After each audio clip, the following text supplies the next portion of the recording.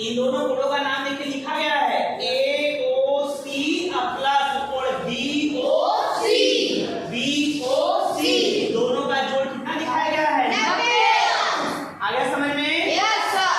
चलिए अगला 5वां पॉइंट हमारा है संपूरक कोण। संपूरक कोण को इंग्लिश में कहा जाता है सप्लीमेंट्री एंगल्स। और यहाँ देख सकते हैं कि सप्लीमेंट्री एंगल्स वो एंगल होता है जिन दो कोणों का योग 180 अंश के बराबर होता है।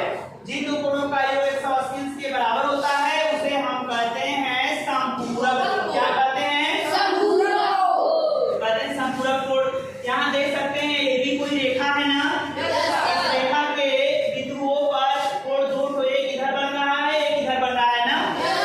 तो देखिए ये OC लाइन है हमारा, OC के इधर कोण दोनों का जोड़ कितना होना चाहिए?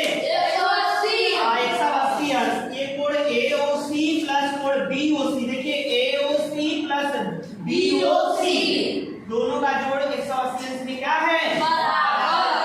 आया समझ में बच्चों? चलिए बहुत अच्छे, आप लोग बहुत अच्छे से इसको समझ गए ना? तो याद रहेगा ना? याद कर लीजिएगा और ऐसे ही आगे की कक्षाओं में जाएंगे।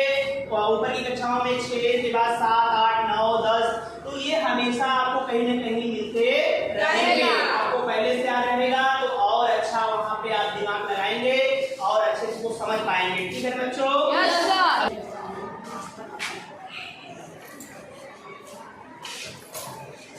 बच्चों सभी लोग ध्यान से देखिए इधर। हम लोग पढ़ेंगे, हमारा टॉपिक है कोण युग्म पर आधारित प्रश्नों के हल। और ये रेखा चित्र के माध्यम से पढ़ना है ना। आप लोग इसमें देख रहे हैं मैं 6 सवाल लिया हूँ। 1 2 3 4 5 6 क्वेश्चन लिए हैं और इसको सॉल्व कराएंगे ना। तो समझते हैं कैसे सॉल्व होता है ये। देखिए इसमें सबसे पहले पूछा गया है यक्ष का मान ज्ञात करना है। सब में क्या करना है? यक्ष के मान ज्ञात करना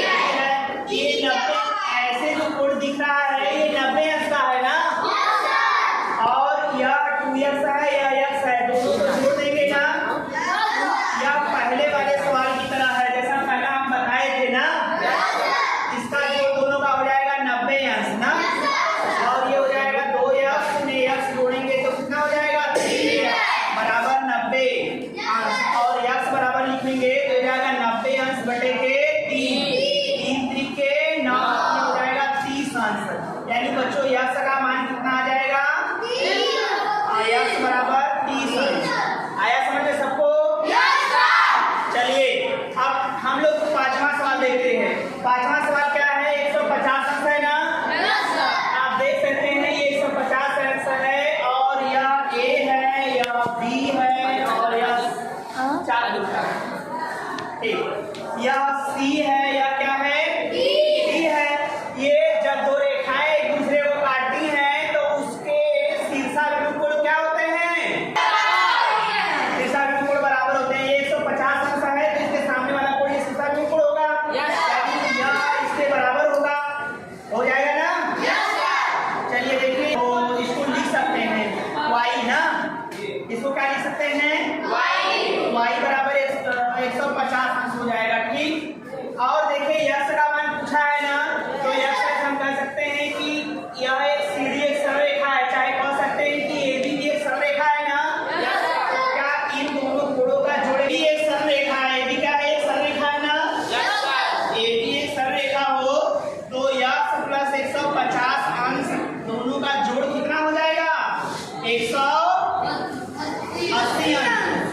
एबी एक सरलरेखा हो तो यक्स और 150 अंश का दोनों का जोड़ कितने के बराबर होगा? 180 अंश पे।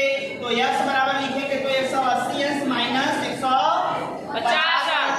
180 में से 150 घटा देंगे तो कितना होगा? कितना आएगा? हो गया ना? चलिए हम इसमें देखते हैं। देखिए इसके सारे कोण, ये भी यक्स है और यह भी यक्स है, तो दोनों मान 30 अंश हो जाएगा ना। अब इसमें छठवां वाले में देखते हैं। ये देखिए 90 है ना, और हम जानते हैं यह ए है, यह बी है और यह क्या है? सी है, यह डी है। यह 90 अंश दिया है। ए बी एक सरलरेखा है, इसके सरलरेखा के एक और बनने वाले कोण का मान कितना होगा? 180 अंश के बराबर होगा। तो इन दोनों कोणों का जोड़ कितने के बराबर होगा? 90 अंश बराबर हो जाएगा 180 अंश। तो यक्स बराबर निकालेंगे तो 180 अंश माइनस 90 अंश, तो ये हो जाएगा कितना हो जाएगा? 90। कितना हो जाएगा? आया ना? चलिए बच्चों आप देख रहे हैं ना, आप लोग इस तरह से सारे कोणों के मान निकाल लिए गए हैं ना। सब कोण आपको मालूम हो गए, जितना पूछा था यक्स का मान निकल कर था, यक्स का मान निकल गया। वाई का मान था, वाई का मान निकल जाएगा। और यहाँ देखिए वाई भी पूछा है और जेड भी पूछा है ना। तो वाई का मान क्या होगा? वाई भी तो उसी तरह से लगाएंगे तो वाई का भी मान वही आएगा। वाई का मान कितना आएगा? वही चीज आएगा ना, 90 आएगा। उसके बाद जेड का मान कितना आएगा? जेड का मान भी 90 आएगा। बात समझ में आया? चलिए ठीक है, तो आज के लिए बस इतना ही बच्चों, और ऐसे ही सवाल आप लोग चीजों को देख करके समझेंगे, लगाएंगे। ठीक है? ठीक बच्चों, लो बेटा। ठीक है, सबको समझ में आ गया ना? Very good. और आप लोग इसी तरह से इसको याद रखेंगे, जब भी कभी पूछा जाएगा तो आपको बताना भी है। ठीक है ना?